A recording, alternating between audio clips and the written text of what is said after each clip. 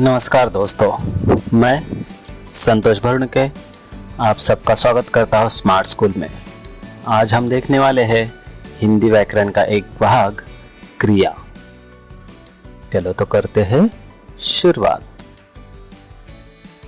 क्रिया यानी वर्ब, जिस शब्द अथवा शब्द समूह से वाक्य में कार्य के होने का या करने का बोध होता है उसे क्रिया कहते हैं। जिस शब्द अथवा शब्द समूह से वाक्य में कार्य के होने का या करने का बोध होता है उसे क्रिया कहते हैं। क्रिया के उदाहरण देखते हैं। नील पढ़ाई कर रहा है, गाय चारा खा रही है, स्वरा किताब पढ़ती है, हमारी गांव की टीम जीती। तो ये सारे कर रहा है, खा रही है, पढ़ती है, जीती, ये सारे क्रिया के शब्द है। तो उपरोक्त वाक्य में कर, खा, पढ़ती, जीती ये सारे क्रिया है। क्रिया के बारे में अधिक जानकारी लेते हैं। क्रिया एक विकारी शब्द है जो लिंग, वचन या कारक के कारण बदल जाता है, इसीलिए उसे विकारी शब्द कहते हैं। इस शब्द के रूप में लिंग, वचन या कारक के कारण से परिवर्तन या बदल होता है, इसीलिए उसको विकारी शब्द कहते हैं। क्रिया से वाक्य का अर्थ पूरा होता है। शब्द भेद में क्रिया शब्द का चौथा भेद है और क्रिया के रूप से ही हमें वाक्य के काल का पता चलता है। मतलब वो वाक्य कौन से काल का है, वर्तमान है, भूतकाल है या भविष्यकाल है, वो क्रिया के शब्द से हमें मालूम होता है। वाक्य में क्रिया का महत्व इतना अधिक होता है कि कर्ता अथवा अन्य योजकों के बिना केवल क्रिया के सहायता से ही वाक्य का अर्थ स्पष्ट हो जाता है। इसे जैसे रुको, जाओ, किताब लाओ, तो सिर्फ एक शब्द से भी वाक्य पूरा हो सकता है। इतना क्रिया का वाक्य में महत्व होता है। तो चलिए अब देखते हैं क्रिया के भेद। क्रिया के कौन से प्रकार होते हैं। तो क्रिया के मुख्य दो प्रकार है। पहला प्रकार है सकर्म क्रिया और दूसरा है अकर्म क्रिया। तो क्रिया के इतर अन्य प्रकार भी देखते हैं। तो इसमें तीसरा प्रकार है सामान्य क्रिया, संयुक्त क्रिया, सहायक क्रिया, नाम धातु क्रिया। सातवां प्रकार है द्विकर्मक क्रिया, प्रेरणार्थक क्रिया, पूर्वकालिक क्रिया और अपूर्ण क्रिया। तो कुल 10 प्रकार है जो हर एक प्रकार हम विस्तार से देखेंगे। तो चलो लेते हैं पहला, कर्ता क्या है, कर्म क्या है और क्रिया किसे कहते हैं ये समझ लेते हैं। क्रिया के भेद समझने से पहले हमें कर्ता, कर्म और क्रिया के बारे में जानना अति आवश्यक है। मतलब कर्ता किसे कहते हैं। तो पहले देखते हैं हम कर्ता। वाक्य में कार्य करने वाले शब्द को कर्ता कहते हैं। जो भी वाक्य रहेगा उस वाक्य में जो कार्य करता है उस शब्द को कर्ता कहते हैं। कर्म, कर्ता जो कार्य कराता है या करता है उसे कर्म कहते हैं। मतलब जो कर्ता कार्य करता है उसे या उस शब्द को कर्म कहते हैं। अभी एक ही वाक्य में से कर्ता, कर्म और क्रिया को कैसे पहचाने यह हम उदाहरण से देखते हैं। तो चलो पहला उदाहरण देखते हैं। वेदांती गाना गाती है। तो यह एक संपूर्ण वाक्य है। तो इसमें कर्ता क्या है, कर्म क्या है, क्रिया क्या है ये सभी देखते हैं। तो जैसा वेदांती इसमें करता है। अगर किसी भी वाक्य में प्रश्न पूछा जाता है कि कौन जो क्रिया करता है, कौन प्रश्न पूछा जाता है, तो जिससे हमें उत्तर जो मिलता है वो उस वाक्य का कर्ता होता है। जैसे इस वाक्य में क्रिया कौन सी है, गाना गाने की। तो हमें प्रश्न पूछना है कौन गाना गाती है, तो उत्तर मिलेगा वेदांती। तो ये इसीलिए वेदांती उस वाक्य का कर्ता है। अभी गाना कर्म है मतलब अगर उस वाक्य के कर्ता को क्या गाती है, क्या से प्रश्न पूछते हैं, जैसे वेदांती करता है तो कर्ता को प्रश्न क्या से पूछा, क्या गाती है, तो उत्तर हमें मिलता है गाना। तो गाना क्या हो जाएगा, कर्म, और गाती ये है क्रिया। तो अगर कर्ता को क्या करती है यह प्रश्न पूछा जाता है, जैसे वेदांती गाना क्या कर रही है, तो उत्तर मिलता है गाती है। तो ये गाती है हमें क्रिया का शब्द दर्शाता है। तो वेदांती कर्ता, गाना कर्म और गाती क्रिया। तो चलो हम पहला प्रकार देखते हैं, सकर्मक क्रिया।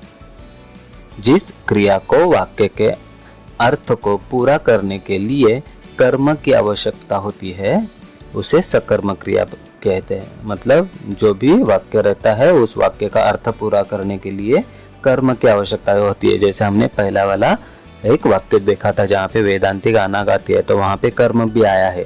तो ऐसे वाक्य में अगर क्रियापद जो आता है वो क्रिया सकर्मक क्रिया कहलाती है। जैसे उदाहरण देखते हैं हम, रुद्र लेख लिखता है, तो यहाँ पे लेख कर्म है। विजय मिठाई खाता है, लिखता क्रिया, लेकिन लेख कर्म है, इसलिए इस वाक्य को सकर्मक क्रिया कहते हैं।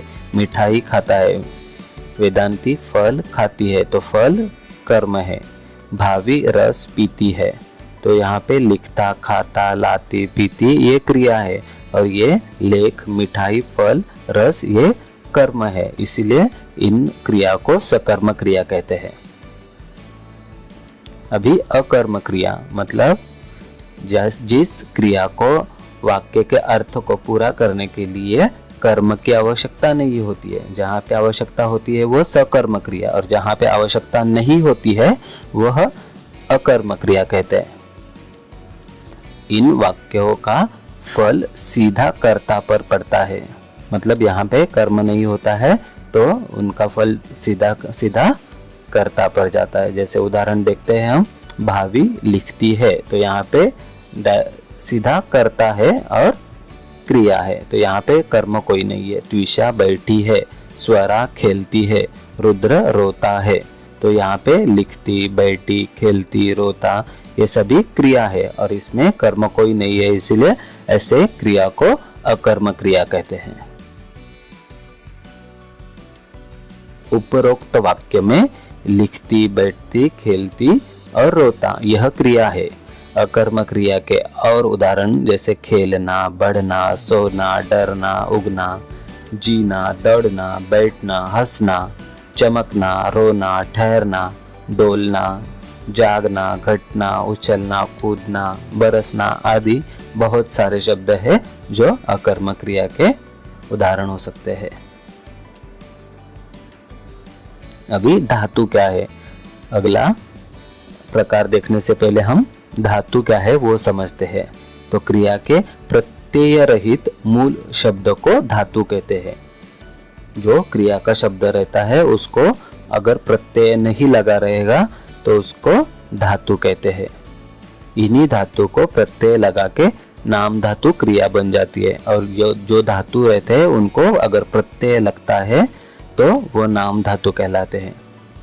नाम धातु क्रिया से वाक्य का अर्थ पूरा नहीं होता, इसीलिए इसे सहायक क्रिया की जरूरत होती है। तो ऐसे नाम धातु वाले जो शब्द होते हैं उनसे वाक्य का अर्थ पूरा नहीं होता, इसीलिए उनका अर्थ पूरा करने के लिए किसी और शब्द की सहायता होती है, उसे सहायक क्रिया कहते हैं।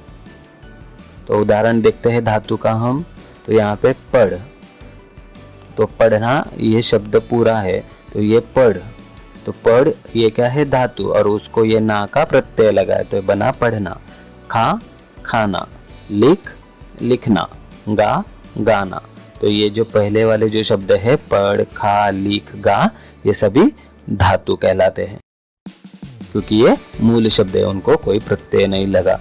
और प्रत्यय लगने के बाद जो शब्द बनते हैं उसे क्या कहते हैं, नाम धातु। पढ़ना, खाना, लिखना, गाना ये सारे नाम धातु है। अभी तीसरा प्रकार देखते हैं हम, सामान्य क्रिया या मुख्य क्रिया। क्रिया के अन्य भेद में है तीसरा प्रकार सामान्य क्रिया। साधारण वाक्य में जहां केवल एक ही क्रिया का प्रयोग होता है, साधारण वाक्य में जहां केवल एक ही क्रिया का प्रयोग होता है उसे सामान्य क्रिया या मुख्य क्रिया कहते हैं। उसके उदाहरण देखते हैं। भाभी खिलौना लाई, ग्रीष्मा सोई, नील नहाया। तो यहाँ पे एक ही क्रिया है, जैसे सोई, नहाया, लाई, ये सारे एक ही क्रिया है, इसीलिए इन वाक्यों को या इन क्रियाओं को सामान्य क्रिया कहते हैं। चौथा प्रकार है संयुक्त क्रिया। संयुक्त मतलब एक से ज्यादा, जहां दो या दो से अधिक क्रिया आपस में मिलकर एक क्रिया बनती है। मतलब क्रिया एक ही होती है लेकिन उसको बनाने के लिए दो या दो से अधिक क्रियाओं का मिलाप किया होता है, उसे संयुक्त क्रिया कहते हैं। जिसके उदाहरण देखते हैं। आकाश आया, इस वाक्य में एक पद वाली क्रिया है, तो ये एक पद वाली क्रिया। जहां पे अभी संयुक्त क्रिया आकाश आ चुका है, तो इस वाक्य में दो पद वाली क्रिया है, आ और चुका, मतलब आने की भी क्रिया हो चुकी है और चुका भी है। तो यहाँ पे दो क्रिया है, इसीलिए इस वाक्य को या इस क्रिया को हम संयुक्त क्रिया कहेंगे, जहाँ पे दो क्रियाएं आती है या दो से ज्यादा। संयुक्त क्रिया से किसी एक क्रिया का ही बोध होना जरूरी है। भले ही वहां पे दो क्रिया रहेगी लेकिन दोनों क्रिया एक ही क्रिया दर्शाती है, मतलब एक ही क्रिया कार्य करने का बोध होता है, उससे संयुक्त क्रिया कहते हैं। दूसरा नाम धातु अधिक सहायक क्रिया, इन दोनों को मिला के संयुक्त क्रिया हो जाती है। मतलब हमने धातु देखा तो धातु को प्रत्यय लगा के जो शब्द बनता है उसे नाम धातु कहते हैं। तो नाम धातु और सहायक क्रिया इन दोनों को मिला के संयुक्त क्रिया होती है। उदाहरण आशीष पूना गया था, तो यहाँ पे गया नाम धातु है और क्रिया कौन सी है, नाम धातु क्रिया, और था यह सहायक क्रिया, तो इसे गया था ये पूरा संयुक्त क्रिया होती है। तन्मयी तैरने लगी, तैरने नाम धातु क्रिया और लगी सहायक क्रिया। अमित खेलने लगा, तो नाम धातु क्रिया है खेलने और लगा है सहायक क्रिया। ऐसे ही हर्षाली रामायण पढ़ने लगी, तो पढ़ने नाम धातु है और लगी यह सहायक क्रिया है। तो ये एक ही वाक्य में जो दो दो क्रियाएं आती है या दो से ज्यादा, उन्हें संयुक्त क्रिया कहते हैं। अभी पांचवा प्रकार है सहायक क्रिया। जो अभी हमने देखा कि संयुक्त क्रिया को सहायक क्रिया की जरूरत होती है, वैसे ही तो सहायक क्रिया जिस क्रिया से वाक्य का अर्थ पूरा ना होकर वह मुख्य क्रिया की सहायता करते हैं।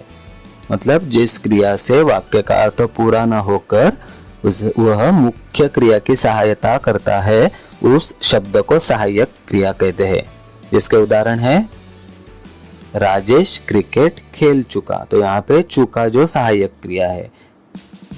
माताजी खाना बनाने लगी, तो लगी सहायक क्रिया। बच्चे मैदान पर खेलने लगे, तो ये लगे यहाँ पे सहायक क्रिया है। अभी छठा प्रकार है नाम धातु क्रिया। जो क्रिया संज्ञा सर्वनाम तथा विशेषण शब्दों के अंत में प्रत्यय लगाकर बनती है। मतलब या तो वो संज्ञा रहेगी, सर्वनाम रहेगा या विशेषण रहेगा, उनको प्रत्यय लगाने के बाद जब वो क्रिया बन जाती है तो उसे नाम धातु क्रिया कहते हैं। जिसके उदाहरण देखते हैं। चिकनाना, झुठलाना आदि। तो जैसे उसके उदाहरण हाथ तो हथियाना, शर्म शर्माना, अपना अपनाना। तो ये सारे नाम धातु क्रिया के उदाहरण है। सातवां प्रकार है द्विकर्मक क्रिया।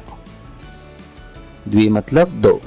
जिन क्रियाओं के दो कर्म होते हैं उसे द्विकर्मक क्रिया कहते हैं। पहला हमने एक ही कर्म जिसका होता है वो सकर्म क्रिया, जिसमें कर्म ही नहीं होता है वो अकर्म।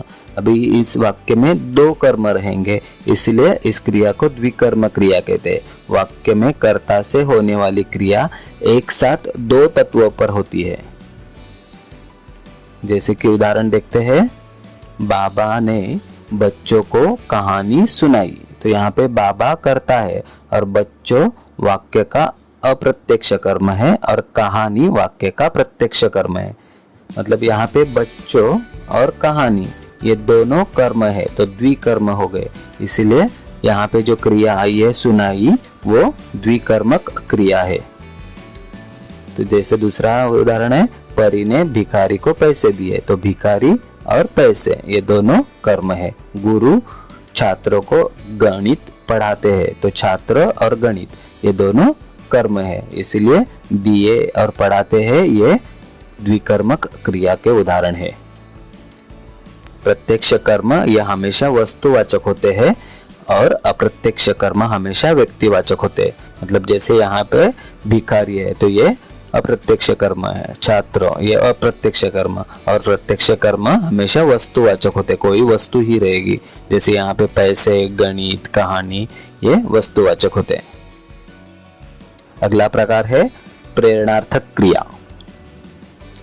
जिस क्रिया में कर्ता अपना कार्य स्वयं न करके किसी और को कार्य करने की प्रेरणा देता है उसे प्रेरणार्थक क्रिया कहते हैं। क्या होता है? कर्ता अपना कार्य स्वयं न करके किसी और को कार्य करने की प्रेरणा देता है उसे प्रेरणार्थक क्रिया कहते हैं। प्रेरक कर्ता जो प्रेरणा देता है और प्रेरित कर्ता जो प्रेरणा लेता है या जिसे प्रेरणा दी जाती है। उदाहरण देखते हैं। भाभी स्वरा से पत्र लिखवाती है, मतलब ये कर्ता भाभी है, वो पत्र खुद नहीं लिख रही है, वो किसी के सहारे या किसी के द्वारा वो पत्र लिखती है। वो कौन है? स्वरा। तो यहाँ पे लिखवाती जो शब्द है उसे हम प्रेरणार्थक क्रिया कहेंगे, क्योंकि वो किसी और से करवा रहा है कर्ता ये काम। वेदांती नौकरानी से सफाई करवाती है, मयूर दोस्तों से काम करवाता है। तो ये लिखवाती, करवाती, करवाता ये प्रेरणार्थक क्रिया के उदाहरण है। अगला प्रकार देखते हैं पूर्वकालिक क्रिया। जिस क्रिया का पूरा होना दूसरी क्रिया से पूर्व पाया जाता है, मतलब क्रिया का पूरा होना जो दूसरी क्रिया रहता है उसे पूर्व मतलब पहले पता चल जाता है, उसे पूर्वकालिक क्रिया कहते हैं।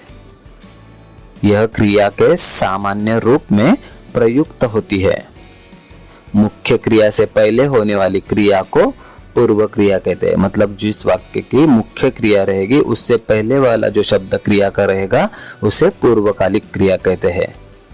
पूर्व आने वाली क्रिया मूल धातु के अंत में कर, ही या करके ऐसा लगाकर पूर्वकालिक क्रिया बन जाती है। जिसके उदाहरण देखते हैं अभी।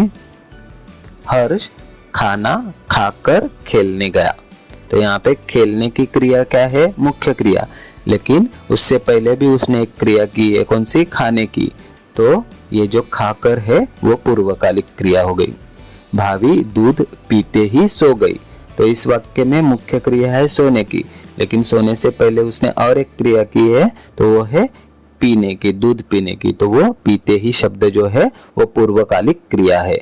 वेदांती के दोस्त पुस्तकें पढ़कर जाएंगे, तो यहाँ पे पढ़कर है वो पूर्वकालिक क्रिया है और जाएंगे यह मुख्य क्रिया।